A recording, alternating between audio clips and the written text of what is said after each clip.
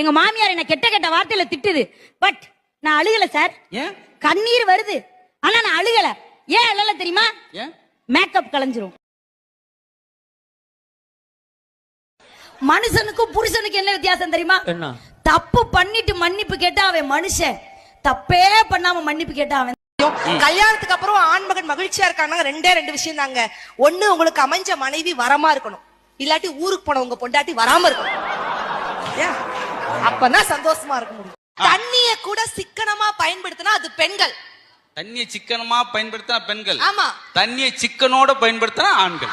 இப்ப சூப்பருக்கு ஆஃபருக்கு என்ன வித்தியாசம் உங்களுக்கு தெரியுமா? அந்த அளவுக்கு தெரிஞ்சா நான் ஏன் நடுவுல உட்காந்துருக்கேன்? இப்போ உங்க மனைவி அழகா இருந்தா அது சூப்பர். அவங்களுக்கு ஒரு அழகான தங்கச்சி இருந்தா அது ஆஃபர்.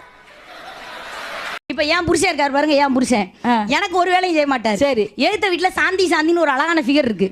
எழுத்த வீட்டுல அந்த சாந்தி கூப்பிட்டா போதும், உடனே ஆஜராயிருவார். போய் வந்தேன் அப்படின்னு போய் ஆஜராயிருவாரு.